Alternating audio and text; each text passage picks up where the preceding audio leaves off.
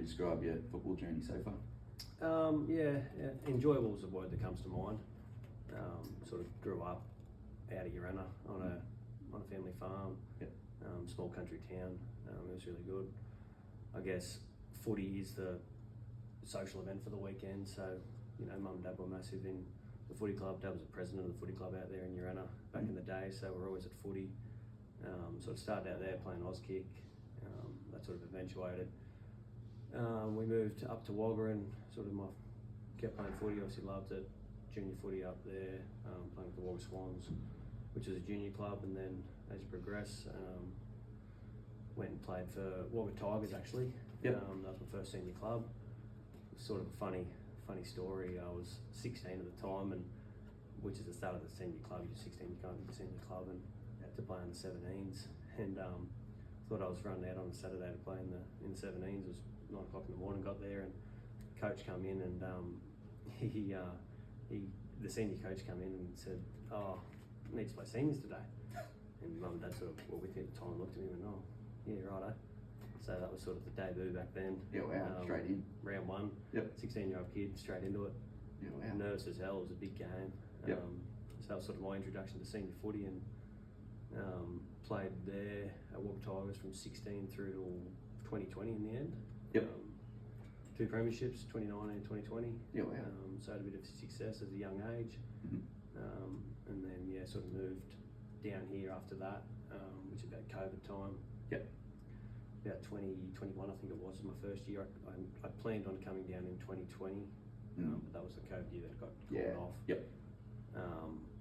And I sort of told the coach after I won the grand final in 2019 that I was right to go down and I was going to leave, and he was fully supportive of that, and didn't work out. Ended up staying. That was the only league, the RFL at the time was the only league to play. We ended up playing 6 games that year, so I played that year, and then 21 come down. Down to Lavy, so. Yeah, wow, there you go, a bit of a journey, but it was, so thrown straight in the deep end for your first grade. Thrown straight in, it was a funny one. Sort of did not plan on playing senior footy at all for the year really. Like I was only a 16-year-old kid, and round one I was ready to play, and called in, and away we went. And you played the whole year. Played the whole year. In a side that went on to win the grand final. Unfortunately, the coach, he dropped me for the grand final, which I'll never forgive him for, because he was a good fella. Shaun Driscoll, but got dropped. I think must have been we might have played one final. I think I played one final. I can't remember, but missed a final and then the grand final. It was emergency for the grand final, but and that's part of it. It is. Someone has to. The youngest one on the team. I was fortunate enough to play the whole season. So a couple of years later, I ended up winning another couple. So it worked out in the end. But that's it. At the time, I was a bit devastated, but. Yeah, wow. So in the O&M system, when did you think that footy could take you somewhere special? I didn't know a whole lot about the O&M when I first come down here. I sort of come down here a little bit blind to the whole system, and I guess I was always told growing up by coaches and dad and other players and older people around to never have regrets in footy. And I sort of thought, I don't want to be someone that has regrets. I sort of at the time I fobbed it off when I'll be playing forever, it's all right. I'll do whatever I want. But sort of as I've grown older, I've sort of realised that you're not playing forever, and it is important to not have regrets, and put yourself in positions they might be a bit uncomfortable, but you're trying something new and something different. So glad I gave it a shot. The way it's all panned out, it was obviously a difficult start for me, but I feel like over the years it's gotten better and gotten easier. Enjoying it to its potential. Yeah, that's right. What would you say has been the biggest lesson footy's taught you outside of the game? I think probably resilience is a word that comes to mind. You're not always going to play well. There's a lot of ups and downs in footy. Things don't go your way. You get abused on the sideline. There's always something going on, and there's a lot of ups and downs with footy. So probably resilience is something that I sort of try and take into daily life. Things aren't going to be perfect all the time. Things aren't perfect in your form. You might have a few bad weeks where you're not playing well. But there's always light at the end of the tunnel. So I think, for me, resilience. It's probably been the biggest thing that I've sort of taken into my daily life that correlates to footy. That's a good way to look at it. Just to take that off the field and to realise that downtime on the field doesn't have to reflect, and it's always going to turn around for you. Yeah, that's right. Yeah. Exactly. Yeah. Is there a coach or a teammate or a mentor that you can think of that's had a massive impact on your career? Probably not just one. There's probably been a range of people and coaches along the journey. I've had a couple of different ones. Probably starts off with Shaun Campbell back in 2016 at the Walker Tigers. Yep. He was a hard bloke, but he was sort of someone I idolised as a player. He was a playing coach. Yep. He sort of, he could do the talking and that sort of thing, but yeah, he delivered with his actions on the field as well. He was a hard player. He was as tough as I've ever seen in a player. Yeah, right. To be able to do that as a coach as well, I thought was good. He won a premiership there, and it was big for me early days. Obviously, as a young kid coming in, you're quite naive to a lot of things and quite nervous, but he sort of took me under his wing a lot, and he was big. Yep. And I probably have to make mention to the next coach that came along at Tigers was Troy Maiden. He's a very good coach. Was there for 2 years, 2 flags. Yep. So I've got to give him a pat on the back because he gave me 2 premierships. Yeah. And haven't won one since. So yeah, wow. he was good. And sort of moving down here, obviously lucky enough to have Snides as coach. Yep. And he's been massive. Not just footy-wise. Like footy-wise, he's got a very good footy brain. He's very, very good for my footy, and allows me to play with a lot of freedom. I've sort of got a pretty good role in KMD. He sort of allows me to sort of do what I want out on the field, which is a bit of a license I've got, which has helped me to, be the best player I can be. Yeah, make you more relaxed. And makes me a lot more relaxed, and gives me a pretty good role. And but then also on the leadership side, like obviously as captain now, he's sort of been big for me in that space as well. He's someone that I've sort of looked up to in the way that he leads the club and leads the players. He does that really well, so he's been really good. And a couple of players that come to mind down here, probably all captains, past captains that I played under. In Luke Garland, he was really good, really good captain. John O'Spina and Tommy Hargrave were the last 2. Yep.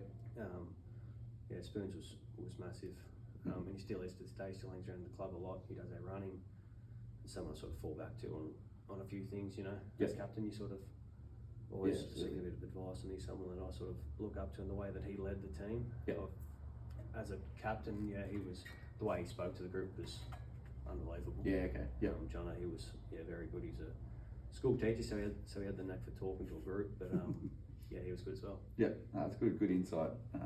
Showing how it can be a whole range of different people from different areas. Yeah, I think that's the biggest thing. Bring it together. Yeah. How do you find your balance, life away from the game and with like work and just general life as well? It's probably something I'm still trying to figure out to this day, and I think I constantly will be doing what I'm doing. It's quite a big commitment, travelling to work every day. It's a 3-hour round trip to work, although I don't do that every day, but it's a lot of the days, so it takes up a lot. And then obviously on the farm, we've got quite busy periods, so there's a lot of times where I'm flat out there and then sort of trying to make time to be back in here, and I feel like I've got to be here as I do when you're the captain, you sort of got to be around the club. So it's sort of something I'm still trying to balance and trying to get right. But the farm's a great outlet for me. I think it's a good release from footy, and when you're out there, there's no one around you. You can sort of think about things, and I think it's a good outlet for a job. And it is flexible too, and that helps with. I work with the old man, and he's obviously very supportive of what I do.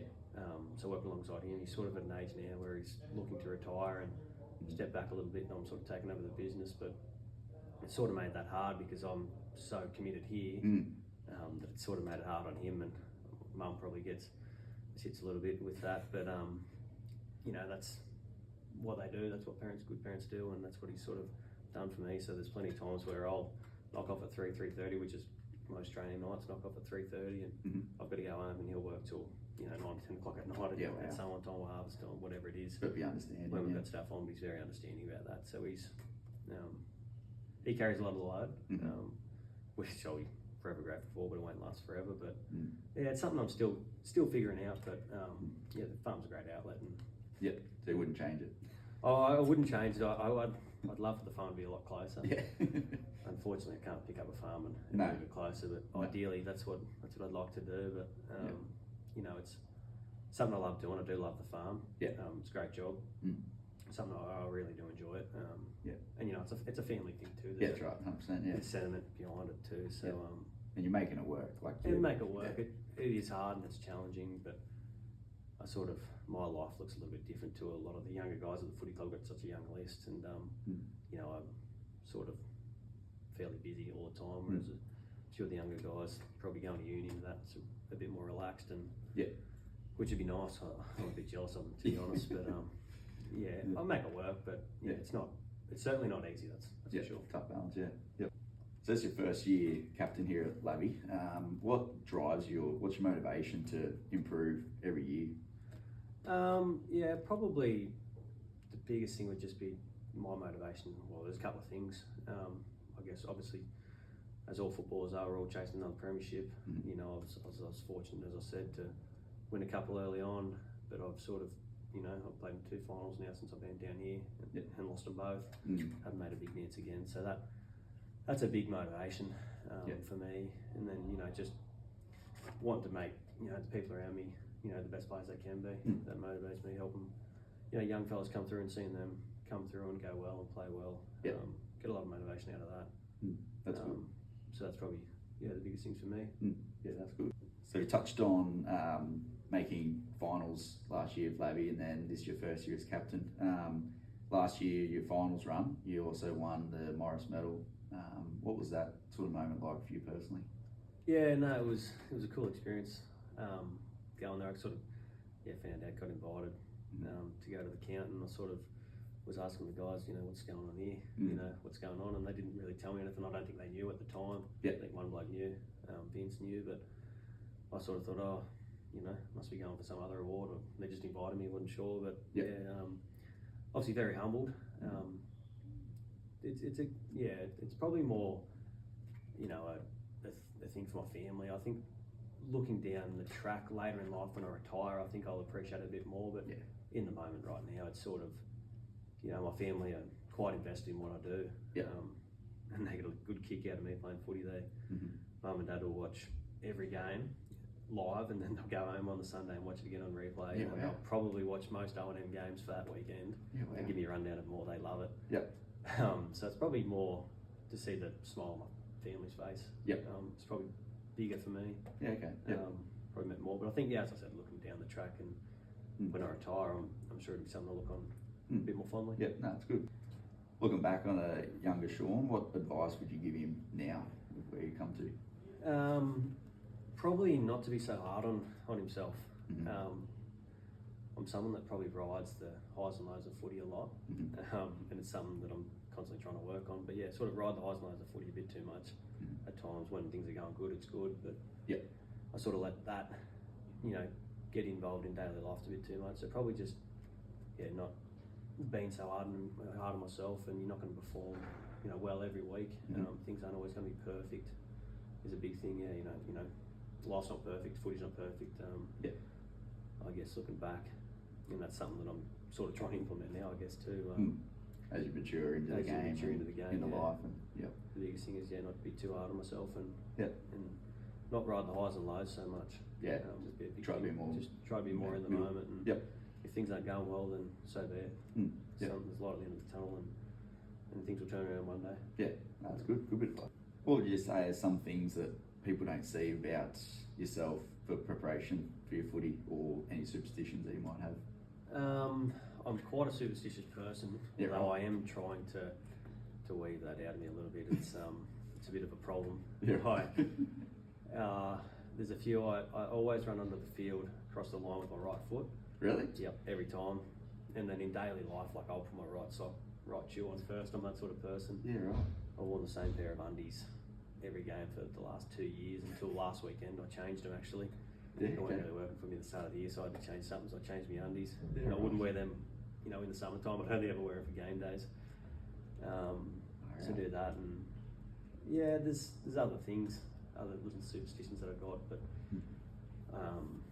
there's something that I'm trying to weed out a little bit. I don't like getting too superstitious, because then that sort of becomes what you focus on too much. But Yeah, there's a lot of sacrifices that go into, during the week to prepare. Obviously for me, I'm sacrificing a lot of time. It's probably my biggest thing. Yeah. A lot of time to and from work, and then I'd love to be spending that time a bit more productive, but unfortunately I'm not. I'm sitting in the car thinking, getting more superstitious probably. But trying to get rid of the superstitions, but unfortunately they're hanging around. And right. But yeah, I think I'm getting better with it. Yeah. If you could relive one game from your career so far, which one would it be and why? There probably would be a couple, but if I can narrow it down to one, it'd have to be a grand final because they're the best days of your life. Yep. I'd probably go with 2020. It was a funny one because it was the COVID year. We only played, I think, 6 or 8 games for the year. Yeah, right. And then a short final series because the season got delayed. Yep. But that year, the RFL was stacked with players. Like there was players out there that are playing AFL now, and wow. There was, because it was the only league going at the time, so that was just it was the biggest thing going around, and it was so much fun. Ended up playing well, won the best on ground in that game, in the grand final, and celebrations afterward were pretty good too with a good bunch of fellas. So I'd probably say the 2020 grand final. Yeah, that's a good one to pick by the sound of it. Yeah, it was good. Right, a bit of a fun one. We asked all our guests 3 dinner dates, dead or alive. Who have you got? Yeah, I'm not someone that's a massive fanboy for a lot of. I don't watch much overseas sports. I don't watch NFL, basketball. Yeah. Too close. I watch it occasionally, but I'm not a massive movie guy either. Yeah. If you could ask me any movie, I wouldn't know it. I'm not too good with any of that. So it's a bit of a hard one, but I am massive into music. Yeah. Okay. So I'd probably favourite artist Zach Bryan. Big on him, and Chris Stapleton's another one. Yep. I'd probably just like them to bring their guitars and have a bit of a sing. Yeah. Skip dinner and put a bit of a performance on. Yeah. And then big Collingwood fan. So I'd probably say Pendles. Yep. He's been a good player for a long time. Yeah. Most many games. 400 games and so probably them. Yeah. Yeah. Good combination. Good mix. So I'd pick, yeah. What is your go-to coffee, and what's a post-game feed? You got something that you always go for? Yeah, coffee would just be a skinny cap, 2 sugars, and then post-game feed. I go to Macca's every week. Yep. Macca's, I get a Big Mac. Yep. Large meal or a McSpicy. I don't mind the McSpicy. Yeah. Okay. Probably one of those two. Yeah, that's your little treat. Yeah, it's a little treat after a game. That's every week. Sort of. I'm not massive on eating after a game. Like I'm that buggered. I just can't eat. I just feel sick after a game. You're a bit dehydrated and buggered, but like Macca seems to hit the spot every time. Which teammate would you say would survive the longest on a reality TV show, and which one would be kicked off first? The one that would survive the longest, I'd say, would be Aiden Cook. He'd talk his way out of anything. He'd talk a leg off a chair, that bloke. So he'd last the longest for sure. Yeah. And then the one that would get voted off first, I reckon James Buchanan. He looks brave in the way he plays on the weekend, but country boy from out of Collie, I reckon he'd go to water in that sort of situation. He'd be no good. Get the better of you. James Buchanan, he'd be no good. He'd get better. Right, final one. When it's all said and done, what do you hope people say about you as both a footballer and as a person? I'd hope they'd say that I was a good teammate and a good person. Someone that just wanted to continually make others better around me. Hopefully, probably the biggest thing, have an impact in a positive way on everyone coming through and leave the club in a better place than what it was before I come. We've been fortunate. We've had, as I said, we've had some good captains that have done that and some good players as well. So if I can be half the person that some of those that have come before me here, I'd be happy. Yeah, no, sweet. Hopefully someone sitting in the chair in a few years' time when doing one of these mentions yourself as the look up to captain. Hopefully. Got a long way to go for them to be anything like Jono and Hagi and Garland, those sort of guys. They were really good. Yeah, no, it's good. Well, thanks a lot for your time. Thank you. Really appreciate it. And good luck for the rest of the season. Yep, thanks.